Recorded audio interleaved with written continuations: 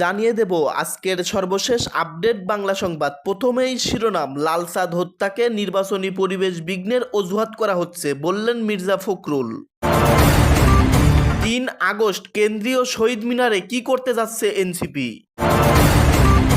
ঐক্যমত্যের বিষয়গুলোর আইনি ভিত্তি চায় জামাতে ইসলাম। প্রধান উপদেষ্টা কিভাবে নির্বাচন করবে সে বিষয়ে কয়েকটি প্রস্তাব দিল বিএনপি। সর্বশেষ জানবেন, সরকার জানমালের নিরাপত্তা দিতে ব্যর্থ, দাবি তুলেছেন বামজোট। এতক্ষণ শুনলেন সংবাদ শিরোনাম, এখন শুনবেন বিস্তারিত। লালসাদ হত্যাকে নির্বাচনী পরিবেশ বিঘ্নের অজুহাত করা হচ্ছে, বলেছেন মির্জা ফখরুল। রাজধানীর Mitford sir Salimullah medical college হাসপাতালের সামনে ভাঙ্গারি পণ্যের ব্যবসায়ী লালসাদ ওরফে সোহাগ হত্যার ঘটনা রাজনৈতিক স্বার্থসিদ্ধির জন্য ব্যবহৃত হচ্ছে বলে মন্তব্য করেছেন বিএনপির মহাসচিব মির্জা ফখরুল ইসলাম আলমগীর। আজ সোমবার রাজধানীর গুলশানে বিএনপির চেয়ারপারসনের রাজনৈতিক কার্যালয়ে আয়োজিত এক সংবাদ সম্মেলনে মির্জা ফখরুল এই মন্তব্য করেন। একই সঙ্গে তিনি জানান, লালসাদ হত্যার ঘটনার অন্তর্নিহিত কারণ অনুসন্ধানে বিএনপির পক্ষ থেকে তদন্ত ও তথ্য অনুসন্ধানী কমিটি গঠনের সিদ্ধান্ত নেওয়া হয়েছে। মির্জা ফখরুল বলেন, আসন্ন জাতীয় নির্বাচনের পরিবেশকে বিঘ্নিত করার জন্য বিশেষ কোনো মহলের প্ররোচনায় এই ধরনের ঘটনাকে অজুহাত হিসেবে ব্যবহার করা হচ্ছে বলে সন্দেহ করার যথেষ্ট অবকাশ রয়েছে।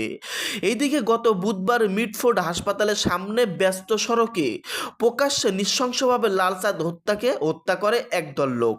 এই ঘটনায় যুবদল, ছাত্রদল ও স্বেচ্ছাসেবক দলের নেতাকর্মীদের সম্পৃক্ততার কথা জানা গেছে। 5 নেতাকর্মীকে বহিষ্কারের কথা জানিয়েছেন বিএনপি। লালসাদ হত্যার ঘটনায় ক্ষোভে ফেটে পড়েছেন মানুষ। চাঁদাবাজি, খুন, সন্ত্রাস বন্ধের দাবিতে দেশের বিভিন্ন স্থানে গতকাল রোববারও বিক্ষোভ হয়েছে। পরিস্থিতি মোকাবেলায় বিশেষ চিরুনি অভিযান শুরুর ঘোষণা দিয়েছেন সরকার। বিএনপির মহাসচিব মির্জা ফখরুল ইসলাম বলেন, পরিকল্পিতভাবে দেশে অস্থিতিশীল পরিস্থিতির জন্য এই হত্যাকাণ্ডে রাজনৈতিক দুর্বিসন্ধি বাস্তবায়নে ব্যবহৃত হচ্ছে বলে মনে করার যথেষ্ট কারণ রয়েছে। অসংখ্য মানুষ ও আইন প্রয়োগকারী সংস্কার কাছাকাছি অবস্থা থাকা সত্ত্বেও কোনো প্রতিরোধ না হওয়াটা ঘটনা সম্পর্কে জনমনে দৃষ্টি দেখা দিচ্ছে। পূর্ব পরিকল্পিতভাবে 9 জুলাই ঘটনা 11 জুলাই জুমার নামাজের পর প্রাইম টাইমে ইন্টারনেট ছড়ানো হয় বলে অভিযোগ করেন মির্জা ফখরুল। তিনি বলেন, পরিকল্পিতভাবে নির্দিষ্ট কিছু সোশ্যাল মিডিয়া আইভি ও পেজ থেকে আইডি থেকে তৈরি করা হয়। ফটোকার্ডগুলো অনলাইনে ছড়ানো শুরু হয়। এই থেকে প্রতীয়মান হয় যে অনলাইনে ভুয়া তথ্য প্রচারের ক্যাম্পেইন শুরুর আগে থেকেই অপপ্রচারকারী সামগ্রী তৈরি করে রাখা হয়েছিল।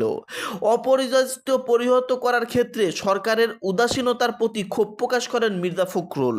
তিনি বলেন, দেশে বিদ্যমান রাজনৈতিক পরিস্থিতি অবনতির ভয়াবহ পরিণাম সম্পর্কে দায়িত্বশীল সব রাজনৈতিক দল সচেতন হবে বলে আশা করেন। রাজনৈতিক স্বৈরাসৃষ্টি বহির্ভূত কর্মকাণ্ডের মাধ্যমে গণতন্ত্রে উত্তরণের পথে বাধাগ্রস্ত হলে তার দায় সংশ্লিষ্টদের বহন করতে হবে। অপরাধীদের জন্য কোনো অনুকম্পা ও পক্ষ অবলম্বনের সুযোগ নেই বলে মন্তব্য করেছেন মির্জা ফখরুল। তিনি বলেন, শুধু অভিযোগের ভিত্তিতেই দলীয় পদ থেকে অপসারণের দৃষ্টান্তমূলক পদক্ষেপে স্বাগত না জানিয়ে পরিকল্পিতভাবে বিএনপি ও দলটির ভারপ্রাপ্ত চেয়ারম্যান তারেক রহমানের চরিত্র হনন করা হচ্ছে, যা দেশের গণতান্ত্রিক অভিযাত্রাকে প্রশ্নবিদ্ধ করে। বিএনপির সরকার পরিচালনার দায়িত্বে না থাকা সত্ত্বেও দলটির বিরুদ্ধে বিক্ষোভ মিছিল ও অশ্লীল ভাষা প্রয়োগ রাজনৈতিক সংস্কৃতিকে আবার ফ্যাসিবাদের যুগে ফেরাচ্ছে কিনা এমন প্রশ্ন তোলেন মির্জা ফখরুল। তারেক রহমানের বিরুদ্ধে প্রকাশ্যে অশ্লীল ও কুরুচিপূর্ণ বক্তব্য প্রদানের বিরুদ্ধে প্রতিবাদ, নিন্দা ও ঘৃণা প্রকাশ করেন মির্জা ফখরুল। তিনি বলেন, দেশে সুস্থ ধারার রাজনীতি প্রতিষ্ঠা গণ আকাঙ্ক্ষার বিপরীতে পরিকল্পিত অপপ্রচার, অশ্লীল স্লোগানের মাধ্যমে আবার ফ্যাসিস্ট হাসিনা ও আওয়ামী লীগের কণ্ঠস্বরে প্রতিদ্বন্দ্বী শোনা যাচ্ছে। খুলনায় যুবদল নেতা হত্যার ঘটনায় সবার প্রতিদ্বন্দ্বী কণ্ঠস্বর সামনে ছিল কিনা তা নিয়ে প্রশ্ন তোলেন বিএনপির মহাসচিব। তিনি বলেন, মাত্র গুটি কয়েক সন্ত্রাসী দ্বারা প্রকাশ্যে এমন হত্যাকাণ্ড মাত্র 1 বছর আগে সংঘটিত জুলাই গণ অভ্যুত্থানের চেতনার সম্পূর্ণ বিপরীতে পুনরায় আইনের শাসন ধ্বংসের ষড়যন্ত্র বলে বিবেচিত হতেই পারে। ব্যক্তির অপরাধের সঙ্গে কোনো সম্পর্ক নেই বলে মন্তব্য করেন মির্জা ফখরুল। তিনি বলেন, হত্যার দ্রুত বিচার ও দৃষ্টান্তমূলক শাস্তি দ্রুত কার্যকর করার বিষয়ে বিএনপির দলীয় অবস্থান সুদৃঢ় ও অপরিবর্তিত। সংবাদ সম্মেলনে আরও উপস্থিত ছিলেন বিএনপির আরও সিনিয়র নেতাকর্মীরা। আগস্ট কেন্দ্রীয় শহীদ মিনারে কি করতে যাচ্ছে এনসিপি? জুলাই গণ অভ্যুত্থানকালে গত বছরের আগস্ট রাজধানীর কেন্দ্রীয় শহীদ মিনারে বিপুল সংখ্যক মানুষের সমাবেশ সরকার পতন ও ফ্যাসিবাদ বিলোপের এক দফা দাবি ঘোষণা করা হয়েছিল। সে দিনটির বর্ষপূর্তি হতে যাচ্ছে আগামী মাসে। ঐতিহাসিক এ দিনে কেন্দ্রীয় শহীদ মিনারে বড় জমায়েত করার চিন্তা করছেন জাতীয় নাগরিক পার্টি এনসিপি। জুলাই গণ অভ্যুত্থানের বর্ষপূর্তি উপলক্ষে এনসিপি এখন জেলায় জেলায় দেশ গড়তে জুলাই পদযাত্রা করছেন। এনসিপিতে থাকা গণ অভ্যুত্থানের সমনসংকরীর নেতারা সারা দেশে চষে বেড়াচ্ছেন।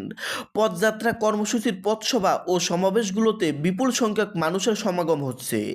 এ পদযাত্রা চলবে 30 জুলাই পর্যন্ত। এরপর 3 আগস্ট ঢাকার কেন্দ্রীয় শহীদ মিনারে সমাবেশ হবে।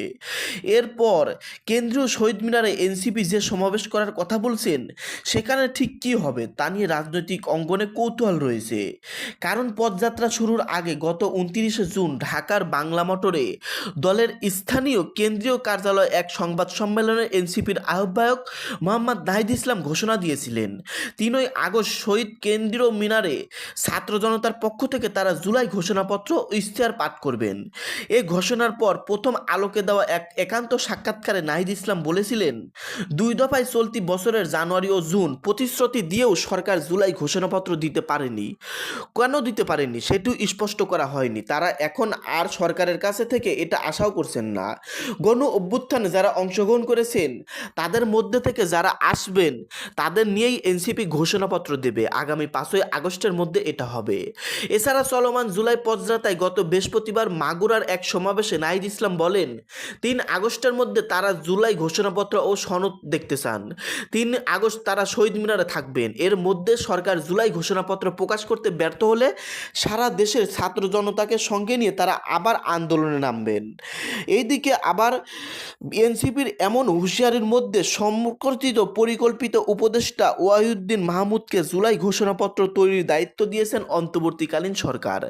সরকারের পক্ষ থেকে ইতিমধ্যে জুলাই ঘোষণাপত্রের একটি খসড়া বিএনপি সহ কয়েকটি রাজনৈতিক দলের কাছে পাঠানো হয়েছে। দলগুলোর সঙ্গে মিল 5 আগস্টের আগেই সরকারের এটি চূড়ান্ত করতে চায়। সংবিধানে জুলাই ঘোষণাপত্রের স্বীকৃতি ও কার্যকারিতা চায় এনসিপি। তবে ঘোষণাপত্রের পুরোটা না নিয়ে জুলাই গণ অভ্যুত্থানের চেতনাটুকু ধারণ করে স্বীকৃতি দেওয়ার জন্য সংবিধানের 4th তফসিলে শুধু জুলাই অভ্যুত্থান 2024 সাল রাখার পক্ষে বিএনপি। এদিকে সরকারের দিক থেকে ঘোষণাপত্র নিয়ে তেমন কোনো অগ্রগতি দেখছে না এনসিপি। দলের জ্যেষ্ঠ যুগ্ম আহ্বায়ক আরিফুল ইসলাম আদিব প্রথম আলোকে বলেন, বিচার সংস্কার ও নতুন সংবিধান এই 3 দাবিতে আমাদের ধারাবাহিক জুলাই পদযাত্রা চলছে। পদযাত্রা শেষে 3 আগস্ট কেন্দ্রীয় শহীদ মিনারে আমাদের বড় সমাবেশ হবে। সেখানে ঢাকার বাইরে থেকেও মানুষ আসতে পারে। সরকারি যদি 3 আগস্টের আগে জুলাই ঘোষণাপত্র দেয় তাহলে আমাদের সমাবেশটি হবে অভ্যুত্থানের বর্ষপূর্তির সমাবেশ।